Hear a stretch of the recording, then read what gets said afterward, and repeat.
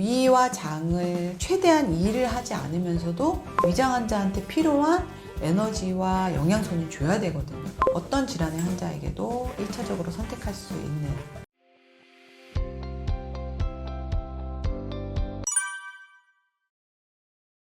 무는 요즘에는 얼마 정도 하죠? 한 1,000원? 1,500원?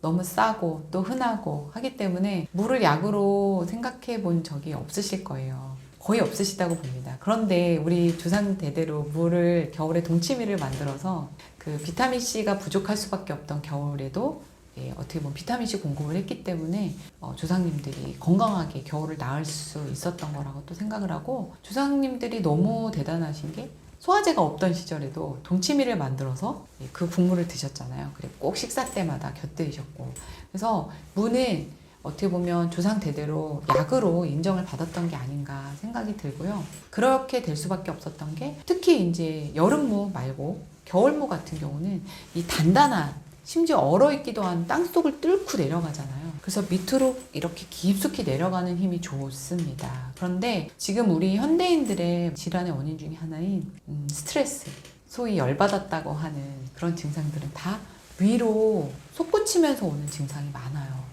그 중에 하나가 불면증이고 우울증이고 또 뭐 심장병이고 뇌졸중이고 소화불량도 마찬가지입니다. 다 위로 솟구쳐서 뭔가 위에는 열이 막 넘쳐나고 밑에는 냉해지면서 오는 증상들이 많기 때문에 이 무는 현대인들이 정말 매일 옆에 끼고 드셔도 좋은 저는 음식이라고 생각을 해요. 그래서 실제로 무에 어떤 성분이 들어있느냐, 뭐가 들어있느냐, 이게 중요한 게 아니라 무가 가지고 있는 생육 환경에서 자라난 모습에서 유추할 수 있는 기능, 이 효능을 보는 게 정말 중요하다고 생각하고요. 그래서 실제로 무만 열심히 드셔도 숙면에도 도움이 되시고요. 소화가 일단 잘 됩니다. 그래서 저는 암 환자 항암 식단에도 꼭 무를 드시게끔 해서 무 시래기밥 같은 거 꼭 말씀을 드리고요. 또 이런 분들, 요즘 이제 날씨가 굉장히 추우면서 기침 감기가 유행을 하고 있어요. 근데 왜 기침도 위로 역상하는 기운이잖아요. 그래서 그런 분들한테도 무즙, 무만 갈아서 그 생즙을 갈아서 이렇게 드시게 한다든지, 무 팥뿌리, 생강 이런 것들 푹 끓여서 호흡기, 뭐 비염 이런 환자분들한테 드셔도 좋고, 또 요즘같이 으슬으슬 몸이 추울 때도 무는 언 땅 속에서도 살아남는 채소이기 때문에 우리 몸을 따뜻하게 하는 어떤 식이유황 성분이 많습니다. 감기 오기 전에 체온 조절에 실패한 분들, 이런 분들 무를 잘 활용해서 항상 그냥 냉장고에 넣어 두시고, 매일 무를 정말 저렴하잖아요. 그러니까 삶아도 드시고 뭐 갈아서도 드시고 해주시면 좋고요. 막 기침 해소천식이라고 하죠. 너무 끌어대는 기침에 무와 연근을 함께 갈아서 그 즙에 죽염이나 죽염간장 타서 그 즙을 꾸준히 드시면 그런 해소천식에도 매우 도움이 된다고 말씀드리고 싶습니다. 바보식혜는 정말 제가 몇 번을 만들었냐고 물어보면 횟수를 셀 수 없을 만큼이라고 말씀드릴 정도로, 왜냐하면 지금 현대인들이 위장의 문제를 가지고 있는 분들이 정말 많고, 모든 환자는 일단은 위장의 문제를 갖고 있다라는 전제를 가지고 있기 때문에 정말로 많은 분들이 실제로 많이 만들어 드셨고, 저도 굉장히 많이 만들어 본 레시피입니다. 그리고 바보식혜는 진짜 먹으면 바보처럼 웃을 수밖에 없을 정도로 굉장히 맛있어요. 그런데 저희 조상 때부터 이 식혜라는 문화가 정말 좋은 건데도 사실은 점점 이 음식을 집에서 해 드시지 않고 단순하고 빠른 음식만 먹다 보니까 이 식혜라는 문화가 점점 사라져가서 너무 안타까운데, 바보식혜가 가지고 있는 효능의 가치는 이런 거예요. 위장 환자는 일단은 소화 흡수 자체가 어렵기 때문에 고치기가 굉장히 어렵고요. 음식물을 먹는 자체가 위장 환자를 괴롭히는 일입니다. 위장을 고치는 레시피는 위와 장을 최대한 일을 하지 않으면서도 위장 환자한테 필요한 에너지와 영양소는 줘야 되거든요. 그래서 그런 전략적인 방법으로 발효 식혜라는 방법을 선택을 한 거죠. 식혜는 미생물들이 다 먹어서 뱉어놓은 상태, 즉 소화가 이미 한번 된 상태예요. 그렇다 보니까 이런 표현 좀 죄송한데, 위장에서 이제 소화된 상태를 만약에 들여다보면 식혜와 굉장히 비슷하거든요. 우리가 가끔 토할 때 그걸 확인을 합니다. 그래서 식혜화된 상태는 위장에선 일을 하나도 안 하고 소장으로 내려보낼 수 있을 만큼의 상태라고 생각을 하시면 돼요. 그러니까 당연히 이걸 드시면 위장 환자분들이 편할 수밖에 없겠죠.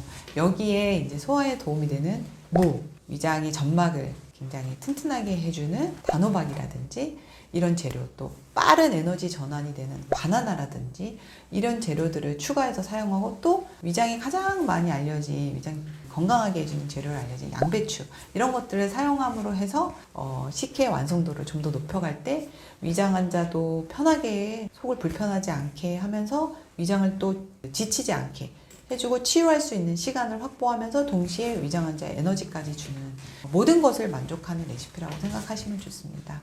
그러나 이것은 위장 환자뿐만 아니라 질환을 가진 환자들은 다 위장의 에너지를 뺏기면 안 되기 때문에 어떤 질환의 환자에게도 1차적으로 선택할 수 있는 레시피라고 할 수 있고요. 실제로 제가 영성 식도염이라든지 과민성 대장 증상 환자들을 이 레시피를 통해서 많이 도움을 드렸던 경험이 있습니다. 만드는 방법은 식혜라고 너무 겁먹거나 거부감 갖지 마시고, 일단 육수는 3가지를 가지고 육수를 먼저 만들게요. 생강은 속을 좀 따뜻하게 데우는 그런 역할을 또 하고, 무는 소화를 도와주고, 양배추는 위 점막을 만들어 주니까요. 그래서 육수를 좀 만들어 주신 다음에 그 육수에 식혜를 만드는 가장 중요한 것인 엿기름이라고 하죠. 그것을 좀 희석을 해 놓으면 시간이 좀 지난 다음에 방치를 하면 밑에 건더기는 깔아앉고 위에 맑은 물만 남겨서 그게 바로 식혜물이 되거든요. 근데 일반적으로 식혜밥은 그냥 고두밥이라고 해서 흰 쌀로만 밥을 짓는데, 여기에 단호박과 바나나를 넣어서 설탕이 필요 없는 식혜를 만들기도 하고요. 또 하나는 위 점막을 잘 만들어주는 단호박을 사용하는 거기도 하고요. 또 하나는 바나나를 넣는 이유는 우리가 바보식혜라고 지은 이유가, 위장은 스트레스를 받으면 안 되거든요. 기분이 좋아야 되거든요. 근데 바나나를 드시면 기분을 좋게 하고 안정화시키는 어떤 마그네슘이나 트립토판, 또 수면까지도 도와주는 작용이 있기 때문에, 그래서 바나나와 단호박을 넣은 고두밥이라고 하는 거는 수분을 많이 넣지 않은, 물을 좀 줄인 밥이라고 생각하시면 돼요. 그래서 편하게 밥을 지으시면 되고, 그 밥이 다 지어지면 아까 만들어 온 식혜물, 엿기름을 잘 가라앉히고 했던 그 물을 넣고, 전기밥솥이 집에 있으시면 전기밥솥, 아니면 슬로쿠커 같은 게 있으시면 보온에 놓고 한 8시간에서 10시간 정도 두시면은 식혜가 완성이 됩니다. 근데 여기서 끝나는 게 아니라, 이 바보식혜는 대부분은 식혜밥은 버리고 물만 드시는데, 바보식혜는 식혜밥과 물을 한 번에 갈아서 스프 형태로 식사가 되게 드십니다. 식혜는 보통 음료라고 알고 있잖아요. 근데 여기서는 저희는 식사기 때문에 함께 갈아서 스프 형태로 드시고, 드실 때는 흡수율을 극대화시키기 위한 죽염 간장이나 식초를 함께 드셔서 위장 환자도 편하게 드실 수 있고, 소화도 도와주고 에너지도 얻을 수 있는 위장 환자 맞춤 레시피라고 생각하시면 될 것 같습니다. 음식으로 건강해질 수 있나요?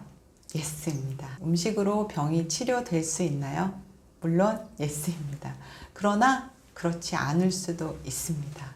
뭐냐면, 그냥 음식을 정말 제대로 배우지 않고 그냥 정보 형태로, 정보의 총합 정도의 형태로만 알고 계신다면 실패하실 확률은 매우 높다고 말씀을 드리고요. 은퇴학교 지금 구독자분들, 제 영상을 보시는 분들이라면 일생에 한 번쯤은 꼭 음식 치유를 제대로 공부를 해서, 남은 이제 여생, 이제 절반 정도 남으셨잖아요. 그 인생은 좀 건강하고 정말 모든 걸, 영위하고 싶은 모든 걸 다 영위하고 갈 수 있는 인생으로 좀 만드는 어떤 그 작업 중에 하나를 음식 치유를 꼭 하셨으면 좋겠어요. 저도 약사지만 지금 현재 이 공부를 10년째 몰두해서 하고 있는데도 아직도 이 공부가 끝이라는 생각이 안 들고요. 해도 끝이 없고, 또 깊이가 파도 깊이가 있다는 생각이 너무 많이 들거든요. 근데 대부분은 음식 치유를 그냥 뭐 이 음식 좋아, 채소 먹으면 좋을 거야 라고 굉장히 쉽게 생각하고 접근하시는 분들이 많아요. 그런데 이 영상을 보시는 우리 구독자분들께서는 꼭 한 번쯤은 제대로 깊이 빠져서 공부를 하시고 나면 정말 병원이나 약국에서도 내 건강을 책임져 주지 않거든요. 요즘 현대인들이 겪고 있는 많은 질병들은 거기서도 답을 찾을 수 없는 경우가 참 많습니다. 근데 저희 푸드닥터에서는 그러한 해답을 함께 연구하고 찾을 수 있는 어떤 그런 노력을 꾸준히 하고 있고요. 또 저는 쿠킹 클래스라든지 식단 코칭을 통해서 많은 분들이 제대로 된 음식 치유를 경험할 수 있는 기회를 앞으로도 더 열심히 만들고 더 많이 연구하고 더 많이 노력할 계획을 갖고 있습니다. 그래서 저희 책도 한 번쯤은 꼭 읽어보셨으면 좋겠고요. 이 책으로 마음이 뜨거워지셨으면 꼭 제대로 된 공부를 한 번쯤은 해보셨으면 좋겠습니다.